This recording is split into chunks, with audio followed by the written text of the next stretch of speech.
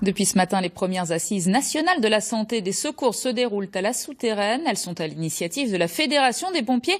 Il s'agit de tenter d'organiser les services de soins dans les territoires. Sur place, on retrouve Philippe Mallet et Nicolas Chigot. Philippe, ces assises se déroulent dans un contexte très tendu.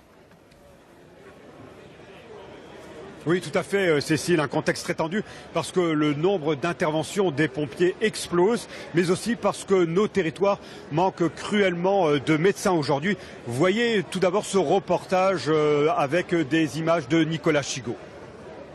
S'il y a un sujet de préoccupation pour les acteurs du secours, c'est bien celui de la démographie médicale.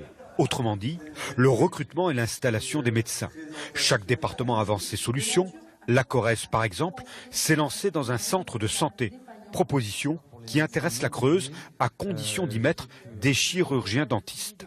Le fait d'avoir des médecins accolés à des chirurgiens dentistes permet aussi d'avoir des centres de santé peut-être qui ne seraient pas déficitaires, parce que tout le monde le sait aujourd'hui, un centre de santé est déficitaire, puisque le salariat du médecin ne permet pas de compenser les charges induites.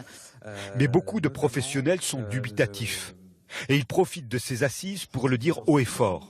Le manque de médecins entraîne une mise en concurrence des territoires et des établissements hospitaliers. Une partie de la population, les sans-voix, vieillissante et précaire, renonce aux soins. On voit bien qu'il y a une multiplication des maisons de santé pluridisciplinaires, mais mon président de conseil départemental dit bien que le parpaing ne fait pas le médecin.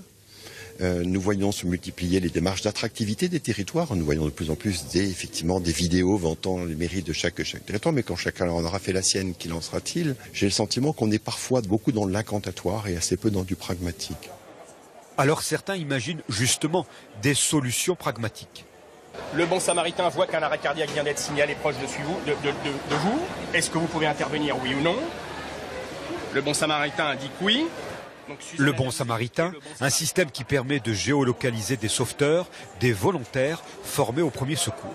L'idée n'est pas tellement de les soulager, l'idée est de faire en sorte que pendant le temps que les services de secours sont en route, et pendant les temps pendant lesquels ils ne peuvent évidemment rien faire, il faut pouvoir prendre en charge la victime déjà.